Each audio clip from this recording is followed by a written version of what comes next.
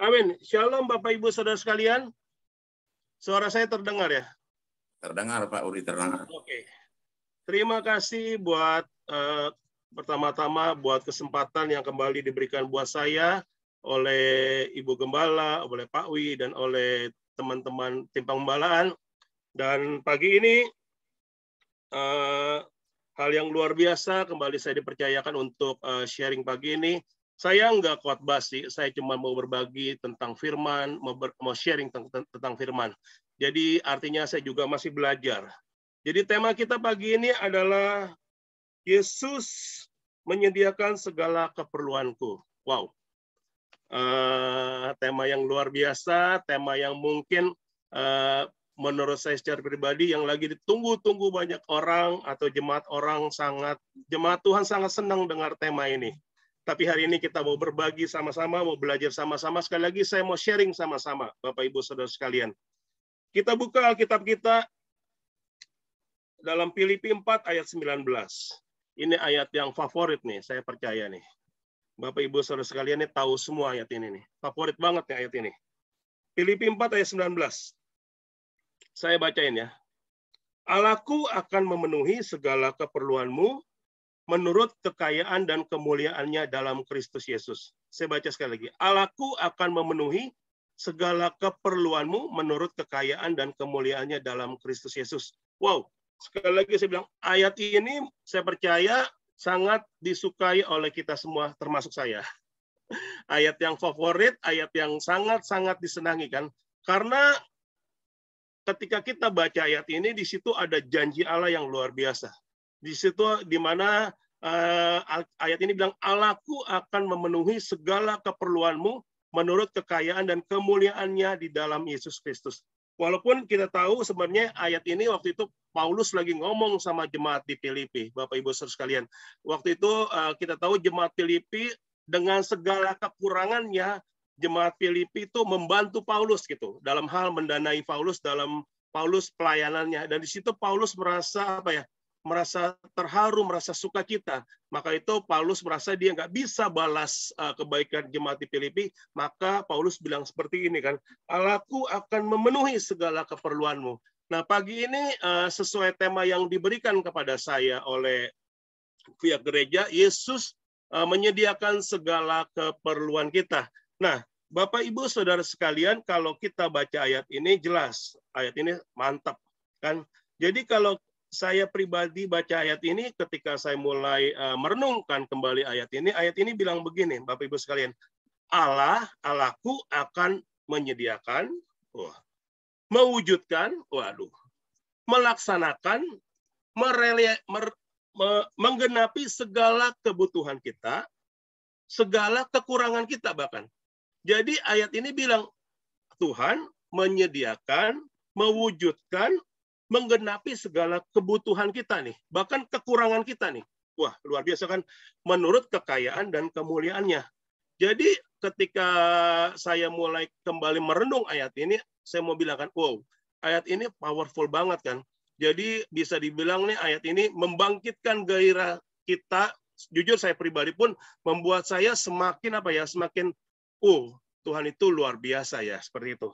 Nah, hari ini ada beberapa hal yang saya mau sharingkan sekali lagi, saya bukan khotbah, saya mau sharingkan beberapa hal tentang dari ayat ini. Nah, ketika saya mulai merenungkan ayat ini, ada timbul pertanyaan dalam hati pikiran saya gitu. Seperti di Komsel kan, selalu dapat apa dari ayat ini kan. Nah, pertanyaannya begini, yang terlintas ketika saya mulai merenungkan ayat ini, apa sih gitu kan? Apa sih keperluan kita atau kebutuhan kita yang Tuhan akan sediakan gitu kan? Itu pertanyaan yang terngiang-ngiang di pikiran saya gitu. Ketika saya mulai baca ayat ini, saya mulai terpikir keperluan apa, kebutuhan apa tuh yang Tuhan akan penuhi, yang Tuhan akan sediakan, yang akan Tuhan kasih buat kita. Nah, ada beberapa hal yang ingin saya sharingkan. Yang pertama, jadi ketika saya mulai merenungkan ayat ini, jadi apa yang Tuhan penuhi, apa yang Tuhan sediakan, yang pertama itu segala kebutuhan kita, Bapak Ibu sekalian, materi terutama, sandang, pangan, papan. Amin. Jadi ketika saya mulai merenungkan ayat ini, yang terlintas yang Tuhan kasih kepada saya, Tuhan penuhi sandang kita, pangan kita, papan kita. Kita buka ayatnya ya. Matius 6 ayat 30 sampai 32. Ini ayat juga yang seringkali dikhotbahkan, bahkan mungkin ayat-ayat yang seringkali diperdengarkan oleh hamba-hamba Tuhan, dan kita pun tahu. Matius 6 ayat 30 sampai 32. Jadi demikian Allah mendandani rumput di ladang yang hari ini ada dan besok dibuang ke dalam api.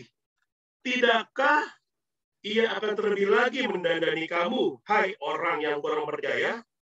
Sebab itu, janganlah kamu khawatir dan berkata, apakah yang akan kami makan? Apakah yang akan kami minum? Apakah yang akan kami pakai? Ayat 32. Semua itu dicari bangsa-bangsa yang tidak mengenal Allah.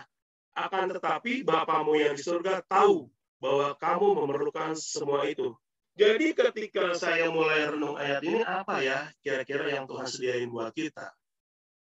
Ya, materi, Bapak Ibu Saudara sekalian. Tadi ayat ini bilang kan, sebab itu janganlah kamu khawatir apa yang kamu makan, kamu minum, kamu pakai. Semua bangsa cari itu. Mereka berlomba-lomba, kerja keras, melakukan banyak hal untuk mendapatkan itu. Tapi firman Tuhan hari ini bilang, Bapamu yang di surga tahu bahwa kamu memerlukan semua itu.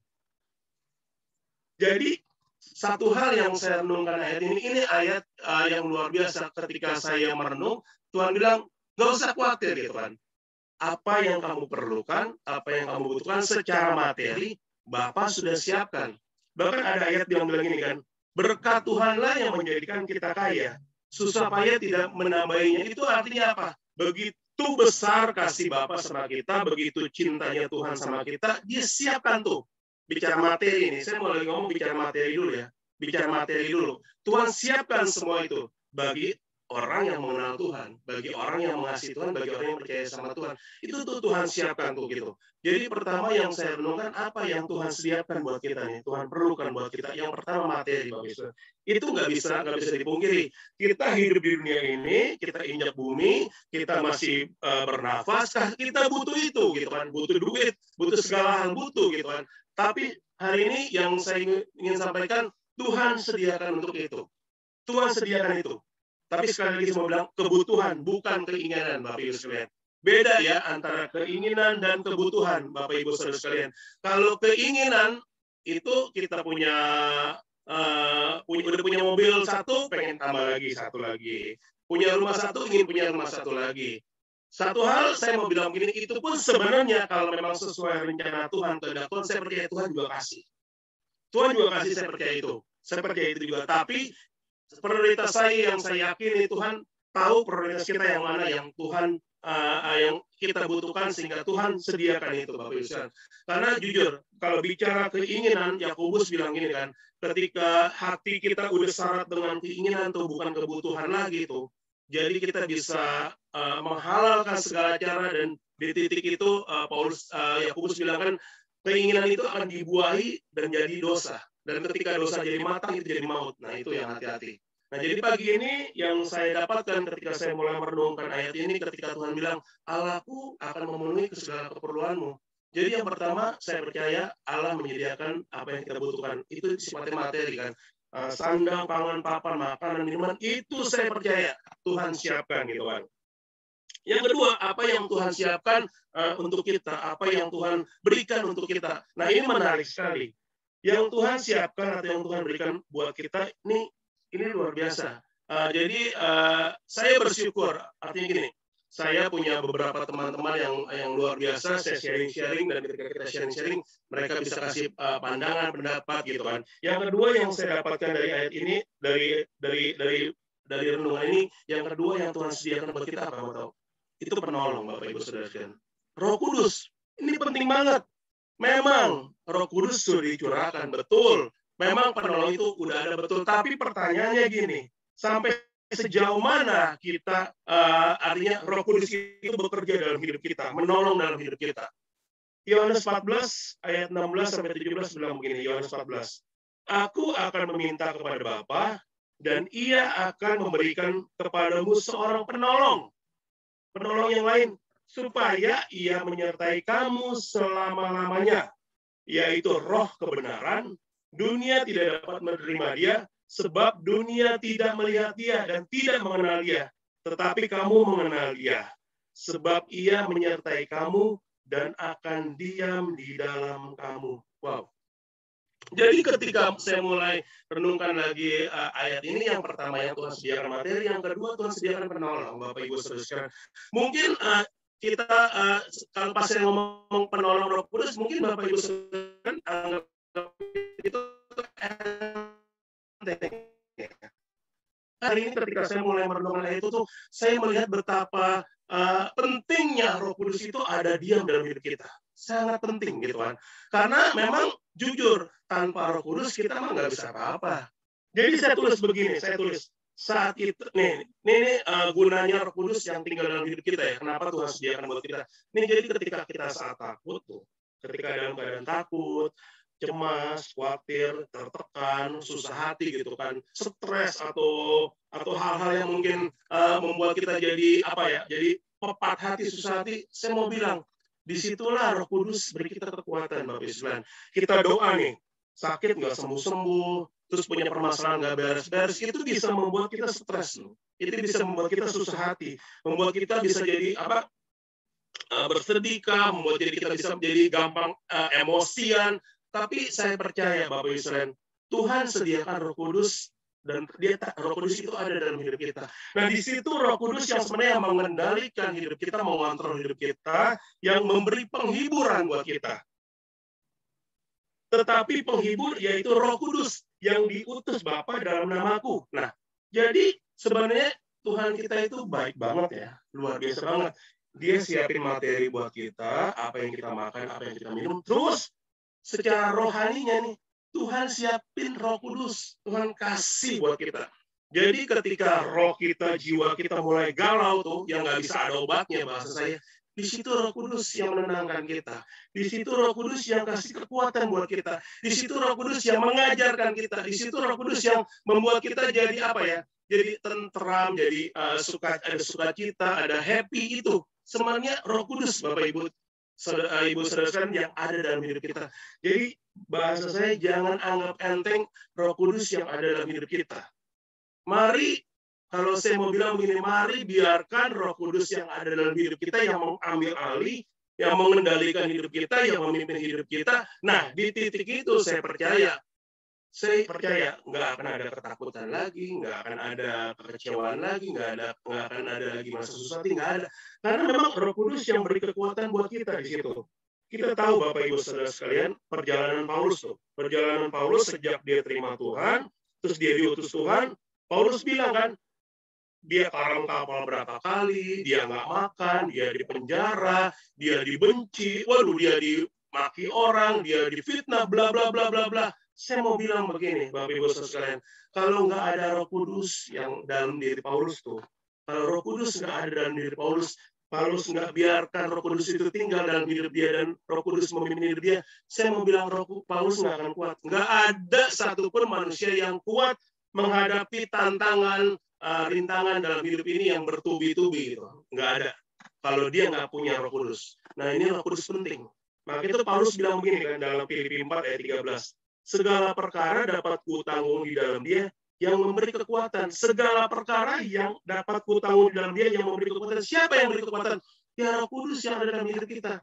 Roh penolong itu yang ada dalam hidup kita, yang menolong kita, yang memberi kita kekuatan. Jadi hari ini saya mau bilang, bersyukurlah kita, Bapak Ibu Saudara, kalau kita boleh ikut Tuhan gitu, boleh mengenal Tuhan, itu bersyukur banget Bapak Ibu Saudara, karena memang selain materi yang Tuhan sediakan, kedua Roh Kudus yang Tuhan sediakan yang menolong hidup kita.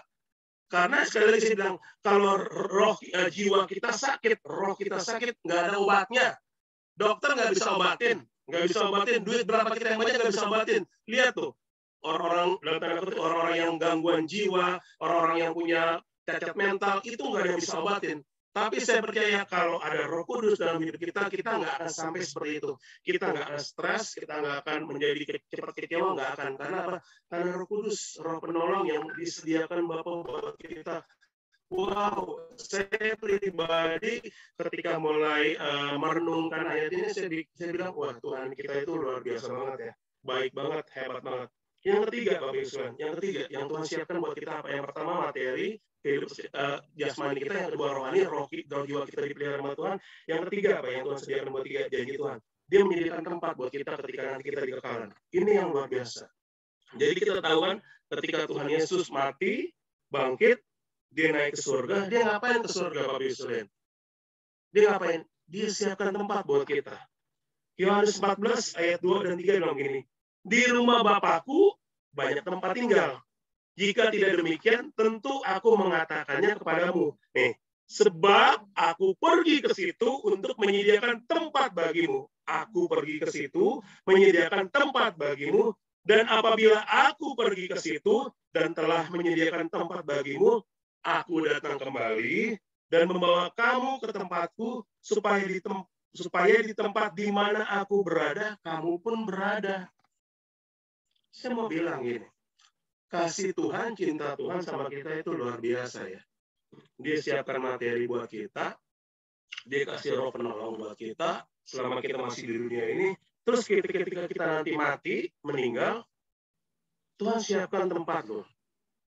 Tuhan siapkan tempat kekekalan di surga nanti. Saya mau bilang, Allah mana yang seperti Tuhan kita? Yesus mana yang sendiri? Nggak ada, Bapak Ibu sekalian. Begitu luar biasanya. Di dunia ini kita dikasih materi, jiwa roh kita dipelihara, kita meninggal. Tuhan kasih siapkan tempat di surga. Ketika saya mulai, sekali lagi, kenapa saya ngomong terus merenungkan? Karena memang untuk mempersiapkan ini, saya terus merenungkan, merevisi berulang kali, Tuhan. Kenapa? Satu, mungkin itu jadi kebiasaan saya pribadi. Kalau saya nggak ngerti apa yang saya mau sampaikan kepada, mau bagikan kepada jemaat Tuhan, nggak mungkin lah. Saya nggak ngerti nih yang saya ngomong, yang nggak mungkin saya bisa bagikan. Jadi saya mencoba untuk mengerti, memahami, saya mencoba memposisikan diri saya ketika saya lagi dengar apa yang saya mau sampaikan. Jadi itu Bapak Ibu. Jadi begitu luar biasanya Tuhan kita di bumi ini secara jasmani kita disiapin materi, roh kita dijaga dipelihara Tuhan. Bahkan ketika kita meninggal pun mati, ketika kita naik, kita disediakan tempat. Sekali lagi, nggak ada Tuhan seperti itu. Nggak ada Tuhan seperti itu. Nah, cuman saya nggak mau berhenti di situ, Bapak Ibu sekalian. Ayat ini kan bilang kan, Allahku akan memenuhi. Jadi baru akan. Jadi ketika saya mulai sering merenungi, Allahku akan memenuhi. Baru akan, Bapak Ibu sekalian. Karena kata akan itu menyatakan sesuatu yang hendak terjadi, tapi belum terjadi. Hendak terjadi, belum terjadi. Saya akan makan, saya belum makan. Saya akan pergi, saya belum pergi. Tapi kalau saya makan, saya berarti saya sedang makan. Saya pergi, berarti saya sedang on the way pergi. Nah, pagi ini, ayat yang tadi, Allahku akan memenuhi. Nah, kenapa saya kupas ayat ini akan memenuhi? Karena buat saya ini penting banget. Penting banget. Jadi ketika kita tahu janji itu,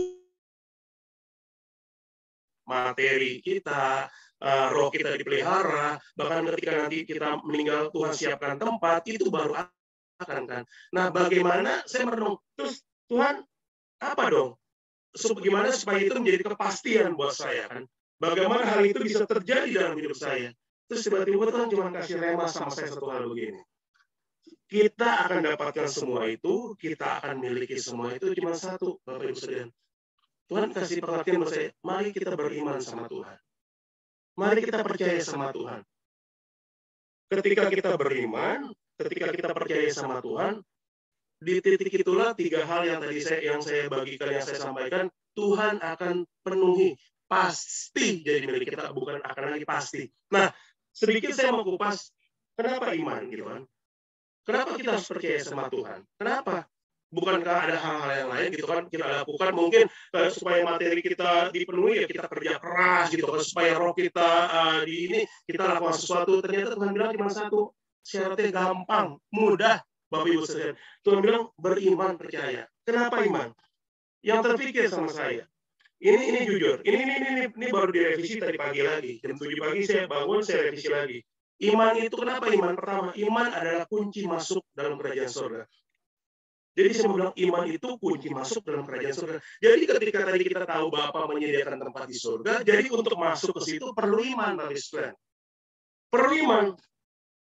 Iman adalah keyakinan dan kepercayaan yang kokoh, yang teguh bahwa Yesus adalah Tuhan yang dapat membawa kita masuk dalam kerajaan surga. Jadi ketika kita beriman, percaya bahwa Yesus adalah Tuhan, Dia Yesus yang sanggup membawa kita masuk dalam kerajaan surga. Alkitab bilang begini, Yohanes 3 ayat 16.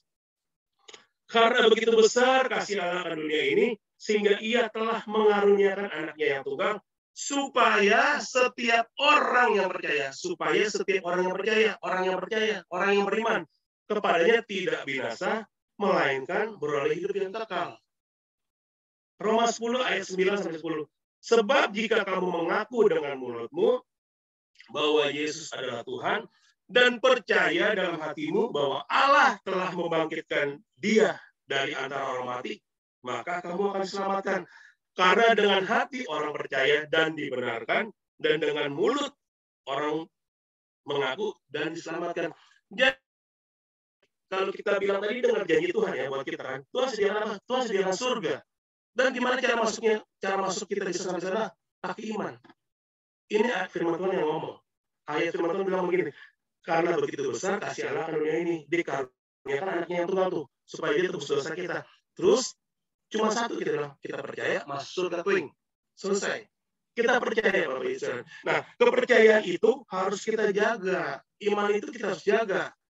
Jangan jadi iman yang murahan, Bapak Ibu. Jadi jangan iman yang lembek. Nah, kepercayaan kita kepada Tuhan, kita harus tanamkan dalam hati pikiran kita bahwasanya hanya Yesus lah yang bisa membawa kita ke surga. Nggak ada Allah lain, nggak ada Tuhan lain. Nah, kepercayaan itu harus kita tanamkan di hati pikiran kita.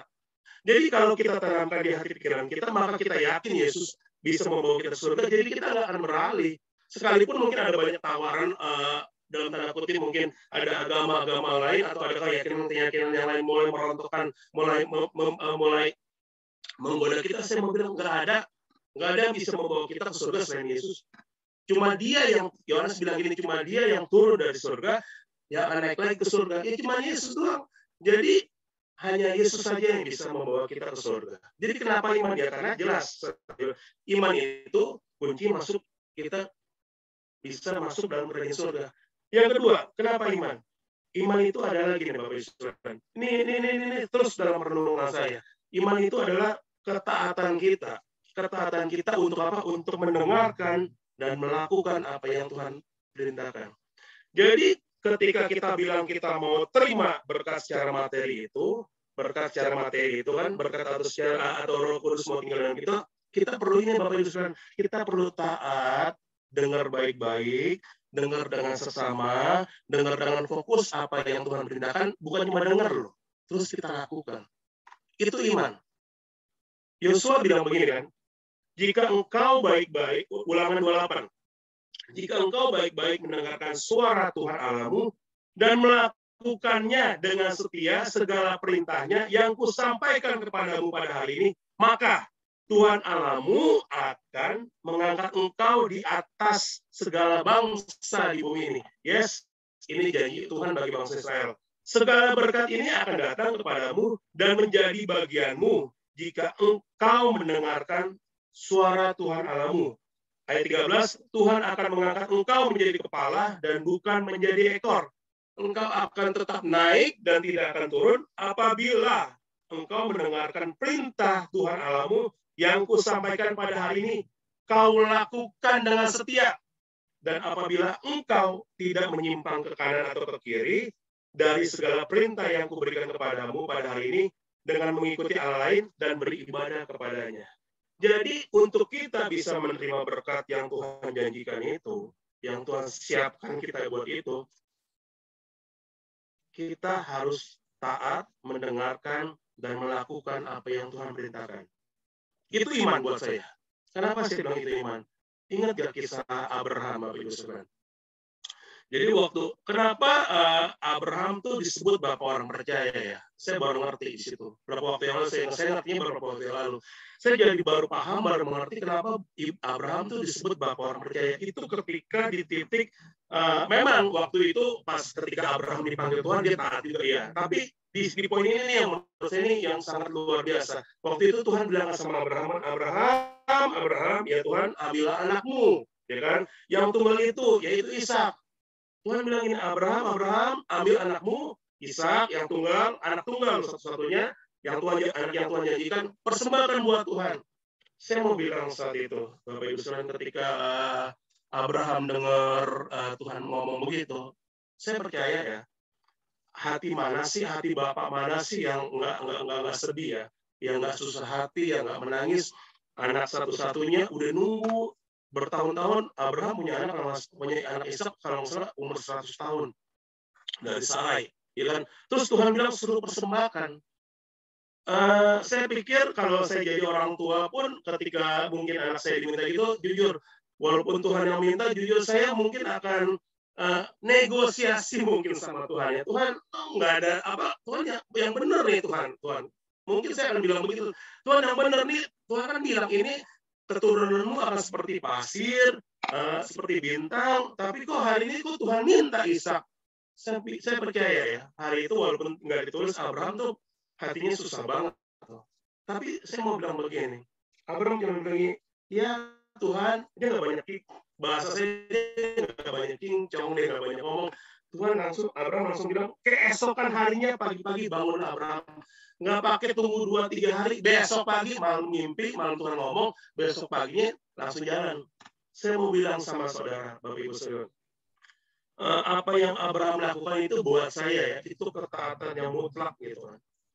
Abraham dengar suara Tuhan, Abraham bukan cuma dengar, tapi terus dia lakukan gitu kan. Itu yang buat saya itu secara pribadi, kalau lagi merenungkan ayat ini, saya bilang, wow, Abraham itu wajarlah, pantaslah, pertama dia disebut sahabat Allah, yang kedua dia disebut bapak orang percaya, wajar, pantas. Karena dia memiliki ketaatan yang mutlak yang tadi saya bilang tuh. Dia nggak perlu nego, dia nggak perlu ngomong dia nggak perlu nego, dia nggak perlu kompromi Tuhan, nggak perlu, dia nggak ngeluh, dia lakukan semua itu. Dan saya mau bilang begini, Bapak Ibu saudara, itulah iman. Buat saya itulah iman. Kenapa? Dia mempercayai Tuhan gitu kan. Dia meyakini Tuhan gitu. Dia mempercayai Tuhan, dia meyakini Tuhan. Apa yang Tuhan sudah perkatakan sama dia, keturunanmu seperti pasir, seperti bintang, dia yakin itu. Jadi ketika dia Tuhan suruh, dia nggak pusing. Dia lakukan itu. Dan saya mau bilang, itu iman. Ketaatan Abraham untuk dengar, untuk melakukan apa yang Tuhan perintahkan, itu iman, saya bilang. Dan itu tidak bisa dibeli, dan tidak bisa tertandingi. Itu iman. Yang ketiga, kenapa iman, Bapak Islam? Iman adalah keyakinan bahwa Tuhan dapat diandalkan. Ini juga nih. Iman itu, kenapa iman? Iman itu adalah keyakinan kita, nih, kepercayaan kita bahwa Tuhan yang kita sembah itu, Tuhan yang kita tinggikan itu, bahwasanya Tuhan yang dapat diandalkan. Sekalipun, meskipun kita nggak punya dasar untuk berharap, kita nggak tahu, kita nggak ngerti, tapi itulah iman. Itulah iman. Jadi, ketika kita berpikir kapan itu terjadi, kapan direalisasikan sama Tuhan, digenapi sama Tuhan, saya cuma mau bilang begini, ayo kita tetap bertahan. Ayo kita tetap beriman sama Tuhan. Percayalah, Allah yang kita sembah, Allah yang kita muliakan itu, Allah yang kita tinggikan itu bukan Allah yang abal-abal. Firman Tuhan bilang begini kan, diberkatilah orang yang mengandalkan Tuhan. Betul kan? Yang menaruh harapannya pada Tuhan, ia akan seperti pohon yang ditanam di tepi air, yang merambatkan akar-akarnya ke tepi batang air, yang tidak mengalami datangnya panas terik, yang daunnya tetap hijau, yang tidak khawatir dalam tahun kering, dan yang tidak berhenti menghasilkan buah. Jadi, saya mau bilang begini, iman itu adalah keyakinan kita ketika kita berserah penuh sama Tuhan, mengandalkan Tuhan, berharap penuh sama Tuhan, meskipun nggak ada dasar. Sepertinya nggak mungkin terjadi. Tapi saya mau bawa Bapak Ibu sekali lagi kepada Abraham. Bapak Ibu tahu kan Abraham? Janji Tuhan sama Abraham itu, aduh, berapa tahun ya? Kalau nggak salah 25 tahun ya. Kalau salah. Waktu pertama Abraham dipanggil dari tanah Ur Kasdim dia untuk keluar, Tuhan itu udah janji itu sama Abraham. Abraham, kamu akan punya keturunan, bla bla bla bla bla. Itu janji Tuhan. Sampai bertahun-tahun nggak terjadi Bapak Ibu sekalian. Sampai Sarah mati haid. Sampai Abraham udah tua, udah loyo bahasa aja gitu kan. Nggak terjadi. Tapi saya mau bilang begini. Roma terus ini Paulus bilang ini kan, sebab sekalipun tidak ada dasar untuk berharap, namun Abraham berharap juga dan percaya bahwa ia akan menjadikan bapa banyak bangsa menurut yang telah difirmankan. Demikianlah banyaknya nanti keturunanmu.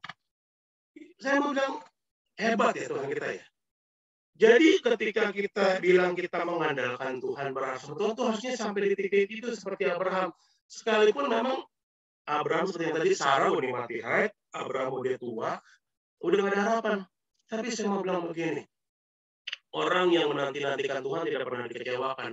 Orang yang percaya sama Tuhan tidak pernah dipermalukan. Jadi ketika Abraham tetap percaya atau kita tetap percaya, berharap sama Tuhan, Bapak Ibu sekalian, saya mau bilang Tuhan nggak akan mempermalukan kita. Tuhan nggak akan membuat kita kecewa, nggak akan pernah. Jadi teruslah bergantung sama Tuhan. Teruslah mengandalkan Tuhan dalam setiap aspek kehidupan kita.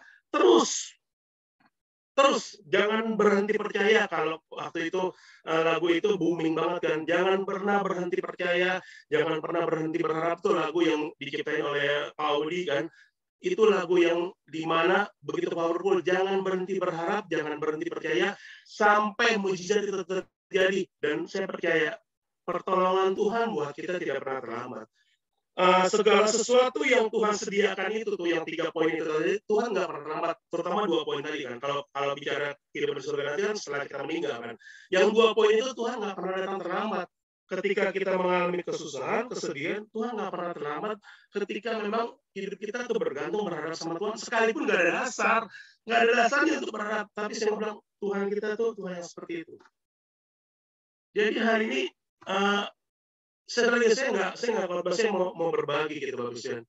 Saya mau bilang ini, percayalah, Allahku akan memenuhi segala kebutuhanmu. Ya, yes, ya dan amin Bapak Ibu sekalian. Itu nggak dipungkiri. Yang Tuhan sediakan buat kita waktu kita masih di dalam dunia ini, materi kita Tuhan siapin. Jasmani, sandang, pangan, papan Tuhan siapin. Terus apa lagi? Kebutuhan rohani kita, jiwa kita Tuhan siapin Roh Kudus. Luar biasa. Ketika kita mati, Tuhan siapin di surga nanti. Tapi yang penting Tuhan mau kita apa? Kita tetap percaya dan beriman sama Dia. Mari kita tetap taat, tetap berharap mengandalkan Tuhan. Saya mau tetap sebuah kesaksian begini Bapak Ibu. Kesaksian hidup saya. Agak sedikit. Saya mau bersaksi begini. Sebabnya beberapa waktu yang lalu saya tutup dengan sebuah kesaksian. Beberapa waktu yang lalu saya jujur saya mengalami susah hati, saya mengalami patah hati gitu kan. Saya susah hati, patah hati gitu kan. Problem saya memang saat ini memang sekali lagi saya cerita ini setelah terjadi ya, saya cerita ini dan saya nggak pernah cerita ini sama siapapun. Saya baru ngomong kemarin tadi malam di Kulkasi kalau nggak salah. Di sebelum itu saya nggak pernah ngomong tentang kesaksian ini, saya nggak pernah cerita sama siapapun. Saya cuma percaya sama Tuhan. Jadi saya beberapa waktu yang lalu susah hati, patah hati, Bapak Ibu sekalian, susah hati, patah hati. Dan problem saya memang masih satu keuangan. Untuk saya makan, Lili, anak saya makan, itu nggak pernah kekurangan. Tuhan tidak pernah kekurangan untuk menyediakan buat saya. Tidak pernah. Tapi beberapa waktu yang lalu saya mengalami patah hati gitu kan, mengalami susah hati. Ini kan masuk ajaran tahun baru kan, anak-anak lulus sekolah. Anak saya Clarissa kelas 1 naik kelas 2, Evelyn kelas 6 naik kelas 1 SMP gitu kan.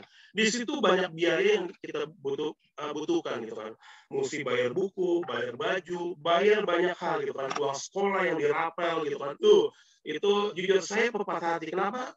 Jujur, saya melihat di sekeliling saya orang-orang tuh gampang banget dapat duit, cari duit ya gampang banget gitu kan. Waduh, gampang banget. Sedangkan saya merasa di titik itu saya merasa kayaknya gue begini amat ya. Jujur, ini saya ngomong jujur. Nah, yang bukan kebetulan Bapak Ibu sekalian, saya kan ada Kulkasi kan setiap Sabtu Minggu. Nah, saya lagi menulis materi tentang ini. Ini Tuhan, saya bilang Tuhan tuh, saya lagi menulis materi tentang berbahagialah orang yang berduka cita karena ia akan dihibur. Saya lagi tulis materi itu. Saya lagi tulis materi itu dari ayat 3 sih, dari ayat miskin di hadapan Tuhan, terus berduka cita, terus lemah lembut, saya lagi tulis itu. Tapi di titik itu ketika saya lagi patah hati, saya lagi tulis itu materi itu. Berbahagialah orang yang berduka cita, dia akan dihibur. ayat itu datang sama saya. Menguatkan nggak? Ya menguatkan sih. Menguatkan. Orang hati saya lagi susah, tiba-tiba ayat itu menguatkan. Realita? Enggak. Realita tetap aja stres, pusing gitu kan. Bukan nggak stres, nggak pusing, cuman itu susah hati. Realita tetap kenyataannya seperti itu. Orang tuh kebutuhan banyak, belum terpenuhi. Terus dengar lagi kabar Clarissa dari kelas 1 naik kelas 2, itu bayaran naiknya itu ternyata kalau beda sama sekolah-sekolah lain. Di sekolah anak saya Clarissa ini naik kelas 2 bayaran naik lagi. Waduh, yang ini aja yang waktu kelas 1 aja udah luar biasa, kelas 2 mau berapa lagi. Tapi terus kita bilang gini, ya udah kita minta keringanan, kita tulis minta keringanan tetap seperti tahun lalu, minta keringanan, kita ajuin keringanan seperti itu. Belum ada kabar. Oke, berjalannya waktu sampai hari Minggu. Hari Minggu selesai khotbah, selesai dengar khotbah, Pak Wi telepon saya. Ngomong-ngomong, ada teman saya satu masuk lagi. Kita ngobrol bertiga nih. Tiba-tiba Pak Wi singgung ayat ini.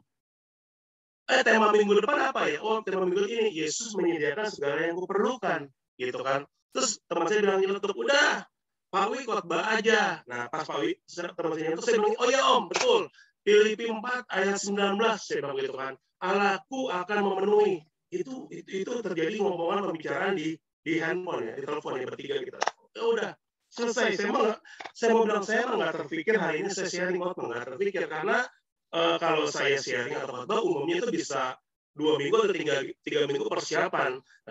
Saya tuh nggak pernah, jarang persiapan dadakan. Saya biasanya sih suka nolak gitu kan. Nah, hari Minggu, hari Senin telepon lagi Pak Wi ngobrol gitu. Oh iya dapat apa?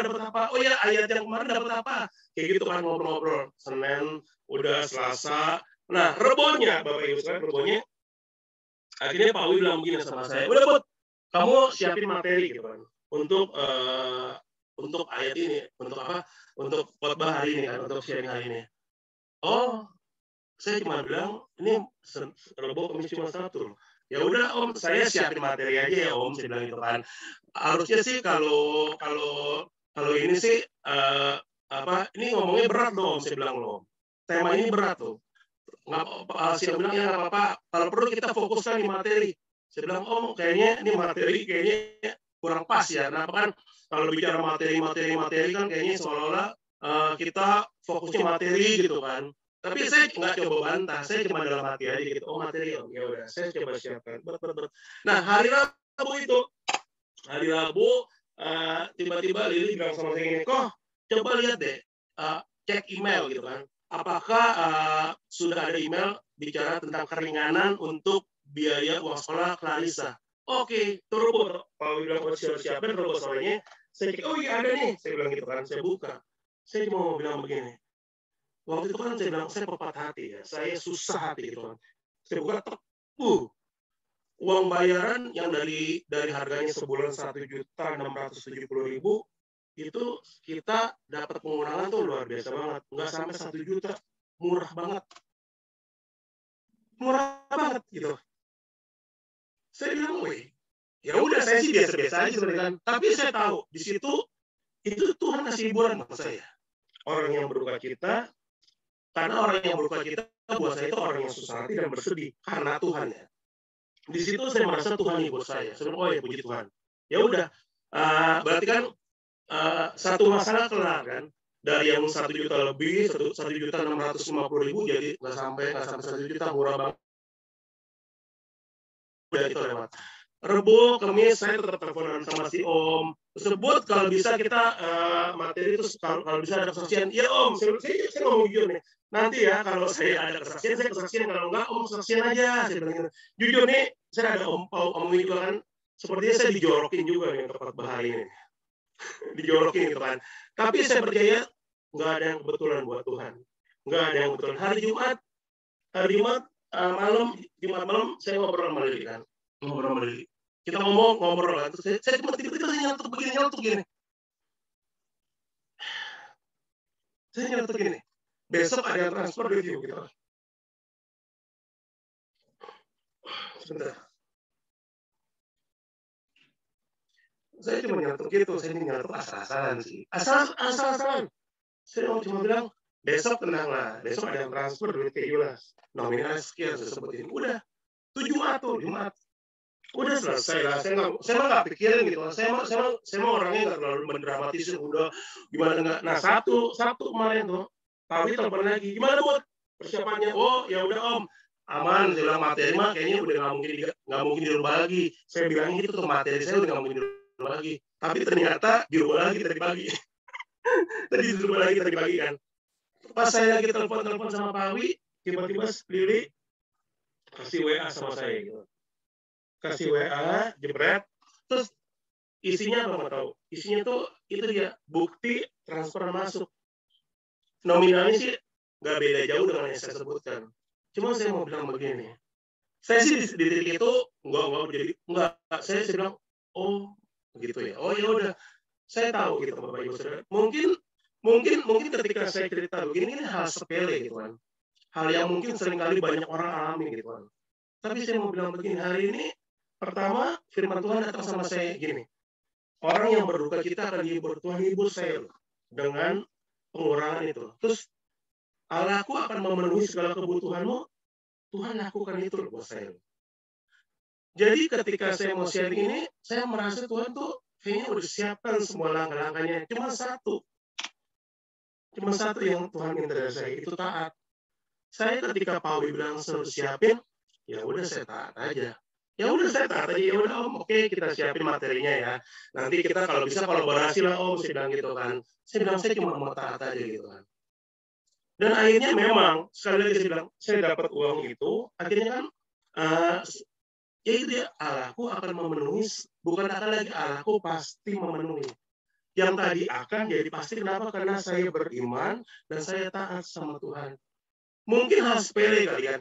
Gini, mungkin orang lain berpikir, ya jelas lah Bud, lo siapin lah khotbah, lo share di sini. Saya mau bilang Bapak Ibu Saudara, buat saya ketika saya ngomong share gini, ini beban berat buat saya.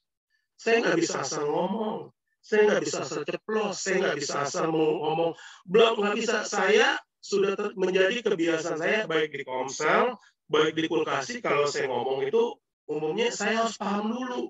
Saya harus ngerti dulu, kalau nggak saya nggak bakal ngomong. Kalau nggak dari awal sampai akhir saya bisa blank, kalau nggak jantung saya bisa deg-degan. Tadi pun jantung saya deg-degan, Bapak Ibu Saudara. Seperti itu. Jadi pagi ini yang saya mau akhiri bilang begini, Bapak Ibu Saudara. Apa sih yang menjadi pergumulan hidup kita gitu kan? Apa sih yang menjadi permasalahan hidup kita? Hari ini firman Tuhan datang sama kita, datang sama saya, Allahku akan memenuhi segala kebutuhanmu. Saya mau bilang itu, terima itu sebagai janji Tuhan. Terima itu ya dan amin. Tapi bukan berhenti di situ aja Bapak Ibu Saudara. Mari dari kita gitu, dari kitanya berespon. Ya Tuhan, aku mau percaya bahwasanya janjimu ya dan amin buat saya gitu kan. Saya mau tetap bertahan apapun yang terjadi. Seperti itu. Saya mau tetap taat apa yang Tuhan katakan. Ketaatan ini kalau diomongin panjang lebar, tapi saya mau bilang kita mau taat sama Tuhan gitu kan. Dan saya mau bilang begini, tadi pagi ayat ini nongol gitu kan. Tadi pagi bilangan berapa? Ayat ini nongol, firman Tuhan bilang gini. Dia itu, saya bacain dulu ya. Sebentar, saya nggak hafal. Bilangan 23 ayat 19. Allah itu bukanlah manusia sehingga ia berdusta. Bukan anak manusia sehingga ia menyesal. Masakan ia berfirman dan tidak melakukannya, atau berbicara dan tidak menepatinya? Hari ini saya mau bilang sama Bapak Ibu Saudara kalian, jemaat Tuhan, hari ini Tuhan bilang Allahku akan memenuhi segala kebutuhan kita, keperluan kita. Tangkap itu ya dan amin. Maka itu akan terjadi dalam hidup kita. Memang waktunya waktu Tuhan. Saya tahu kita harus pahami juga waktunya waktu Tuhan. Tapi percayalah kita akan menerima itu. Dan di titik itu saya percaya kita akan ada penghiburan dari Roh Kudus, penolong tuh Roh Kudus yang menghibur kita kan, yang memberi kekuatan kita di saat kita galau kan. Lalu kapan ya Tuhan, kapan Tuhan? Tapi kalau kita percaya beriman, maka Tuhan akan menyediakan semua itu. Roma 8 ayat 32, ia yang tidak menyayangkan anaknya sendiri, tetapi yang menyerahkannya bagi kita, bagaimanakah mungkin ia tidak mengaruniakan segala sesuatu kepada kita bersama-sama dengan dia. Jadi Bapak Ibu Saudara sekalian, pagi ini ayat yang sering kali kita dengar, ayat favorit kita, ayat kesukaan kita, tapi saya mau bilang ayat ini benar-benar janji Tuhan buat kita. Mari kita tangkap sesuatu, kita kita klaim, yes, betul. Tapi mari kita, kalau mau klaim itu terjadi, mari kita ikuti dengan iman kita. Rasa percaya kita sama Tuhan. Maka saya mau bilang, pada waktunya, Tuhan akan menyediakan, memenuhi, menggenapi, merealisasikan apapun yang menjadi kebutuhan kita. Bahkan ekstrim saya tadi bilang, keinginan kita pun Tuhan akan kasih. Yang penting asal sesuai dengan kehendak Dia. Ini ekstrim saya bahkan. Cara Tuhan itu menolong kita itu seperti itu. Saya percaya itu kan, Bapak Ibu Saudara. Jadi pagi ini saya berhenti di sini, tarik sesuatu dari sharing saya pagi ini, Bapak Ibu Saudara. Saya percaya terus beriman, terus percaya sama Tuhan. Bahkan ayat terakhir ini, ayat yang dari ayat satu ayat yang begini, carilah dahulu kerajaan Allah dan kebenarannya, maka semua akan ditambahkan kepadamu. Jadi bicara carilah dahulu kerajaan Allah, saya percaya itu pun bicara tentang bagaimana kita percaya, beriman sama Tuhan. Maka semua akan ditambahkan sama kita. Amin buat firman Tuhan pagi ini. Mari kita tundukkan kepala, Bapak Ibu sekalian. Haleluya. Haleluya. Terima kasih Tuhan, terima kasih Bapa, terima kasih Yesus, terima kasih Roh Kudus. Terima kasih. Terima kasih. Haleluya. Siapakah aku ini, Tuhan? Jadi biji matamu. Dengan apakah ku balas Tuhan selain puji dan sembah Kau? Siapakah aku ini, Tuhan? Jadi biji matamu. Dengan apakah ku balas Tuhan selain puji dan sembah Kau? Pagi ini kami bersyukur buat kebenaran firman-Mu ya Tuhan. Terima kasih buat Tuhan kembali mengingatkan kami, terus mengingatkan kami bahwasannya kami punya Tuhan yang luar biasa. Bahwasannya kami punya Tuhan yang ketika Dia berjanji, Dia tidak akan mengingkarinya. Ketika Tuhan berbicara, Dia tidak akan pernah menyesal, bahkan Dia akan menggenapinya. Bapa di surga, Tuhan Yesus, Roh Kudus, terima kasih, terima kasih, terima kasih buat kebenaran firman-Mu hari ini yang mengajarkan kami kembali. Roh Kudus, doa hamba mungkin boleh berhenti berbicara, tapi hamba percaya Roh Kudus Engkau penolong, Engkau penghibur, yang memeteraikan di setiap hati pribadi kami yang mendengarkan pagi ini ya Tuhan, bahkan ketika nanti didengarkan melalui YouTube ya Tuhan. Engkau Roh Kudus yang memeteraikan itu Tuhan. Engkau Roh Kudus yang memberi pengertian buat kami bahwasanya kami punya Allah yang begitu baik, bahwasanya kami punya Allah yang begitu luar biasa, Allah yang sudah memberikan anaknya untuk mati buat menebus dosa kami, apalagi yang tidak diberikan buat kami. Pagi ini kami mau berdoa, Tuhan ampuni dosa kesalahan kami, ampuni kami Tuhan, kalau mungkin kami kurang beriman, kurang percaya, kurang taat ya Tuhan. Pagi ini kami mendengar firman-Mu, biar ketaatan itu menjadi bagian hidup kami sekarang. Ketika kami bilang kami beriman, itu artinya kami percaya kepada Engkau, mengandalkan Engkau sepenuhnya dalam hidup kami. Roh Kudus, tanpa Engkau kami tidak mampu. Roh Kudus, taruh itu dalam hati kami, dan Roh Kudus Engkau yang menuntun memimpin hidup kami. Roh Kudus, mampukan kami Roh Kudus, sehingga janji-janji Tuhan, apa yang Tuhan katakan dalam hidup kami itu terrealisasi. Terima kasih Bapa, terima kasih Tuhan. Sekali lagi, segala hormat kemuliaan bagi Engkau ya Tuhan. Dan ketika kami keluar selesai beribadah, kami menjadi pelaku-pelaku firman-Mu, dan kami menjadi orang-orang yang menerima berkat-berkat-Mu ya Bapa. Segala puji, hormat, syukur bagi Engkau. Hanya dalam nama Tuhan Yesus kami berdoa menjadi syukur. Haleluya. Amin.